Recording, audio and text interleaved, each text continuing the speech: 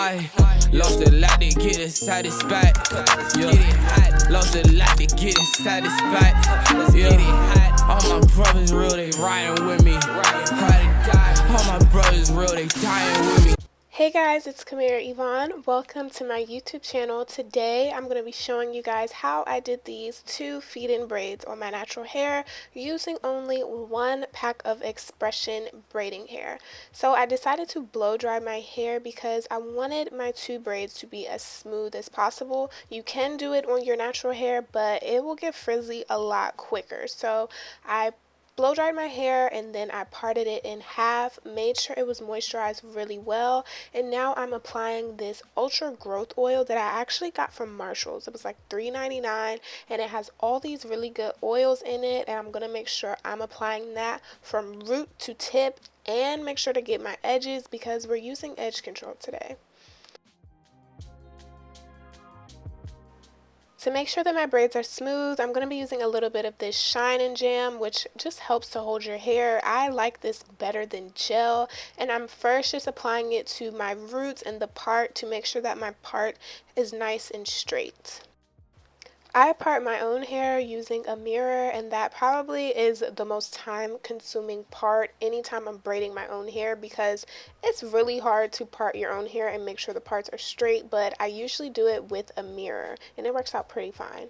So after I put the Shine and Jam on, I'm brushing it with this boar bristle brush, and then I'm going to be using some of the Edge Booster Edge Taming Stick as my second gel or edge control on my hair. This was my first time using this and I felt like a stick kind of jam or edge control would work a lot easier. It was okay. It didn't have as strong of a hold as I thought it would because this edge booster is really popular, so I just thought, I don't know, I had higher expectations. It did end up working eventually, but you kind of have to press really hard on it to get the product to actually apply to your hair.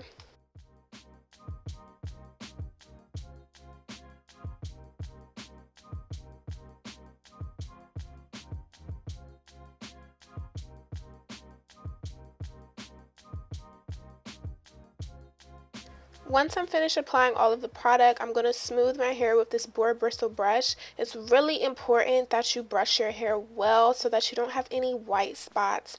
And I'm doing my one little swoop for my baby hairs before I start braiding.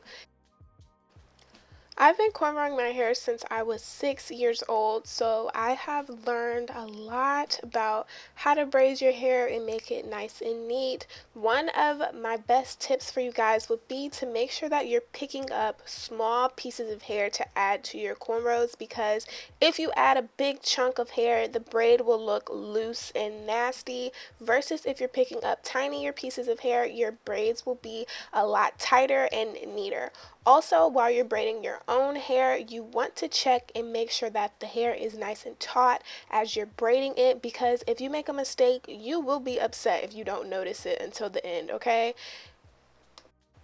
Another thing is that the position of your hands really matters when you're braiding your hair. I'm left-handed and I'm doing my own hair, so that's 2 things that make it a little bit harder, but try flipping your hands around in different positions to see what's comfortable for you and to see how you can braid the tightest. I didn't feed any hair in until I got behind my ear because it's almost unnecessary. All you need to feed in is about 4 pieces of hair, and the way that you do that is simply tuck the Capricorn hair in between your fingers and just add it on in. It sounds very difficult, but guys, it's so simple. All you're doing is taking the piece of Capricorn hair that you need to feed in and tucking it in between your 2 fingers as you're braiding, and it's really that simple. I only used 1 pack of hair for this, and I fed in 4 pieces of hair to each braid. That's really all you need. You don't want to add too much hair or it's going to be really obvious and weird looking, because you want your braids to be as natural as possible. If you guys can't tell, I also had to flip my hands around to make sure that I was able to braid the back of my hair a lot tighter. When it comes to finishing the braid, you just want to make sure that your hair is as smooth as possible, as tight as possible, and that you're tucking your natural hair in at the end so that it's not sticking out and looking crazy. And then when you're finished, all you need to do is dip the ends and you're done.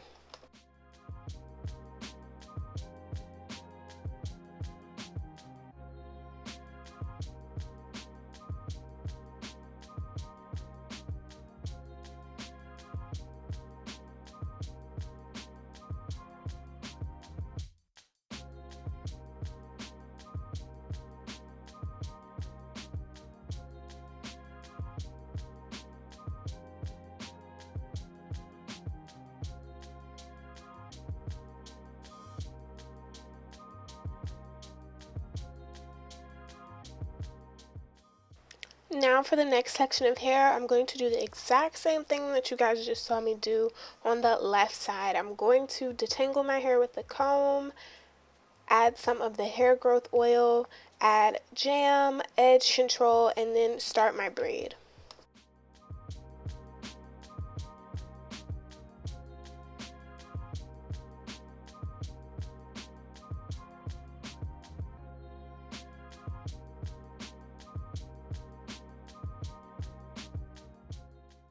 This is only my second time doing this protective style. The first time I did it without blow drying my hair and it got frizzy really fast, but since I blow dried it this time, the style has lasted me so much longer.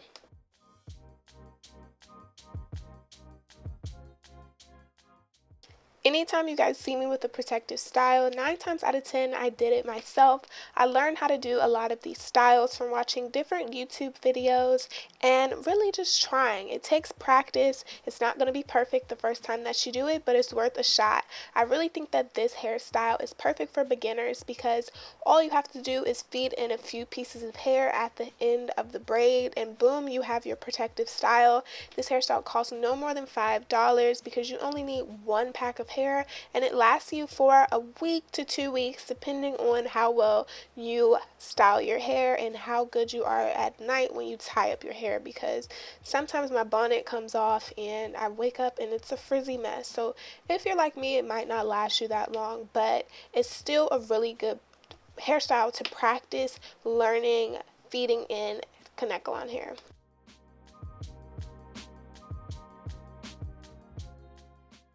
This is the braid where I messed up a little bit, and this is where you can see how important your hand placement is. As I was continuing this braid, it wasn't as tight as I wanted it to be, and you guys will be able to see where it's kind of sticking up. And also when I needed to braid behind my ear, the braid wasn't very tight, so it looks kind of loose, but when I put my scarf on, the hair flattened out, so that was no issue. But you can just see why it is important to position your hands the right way or your braids won't be as neat as you want them to be. So I have one braid that looks spectacular and the other one's just mediocre.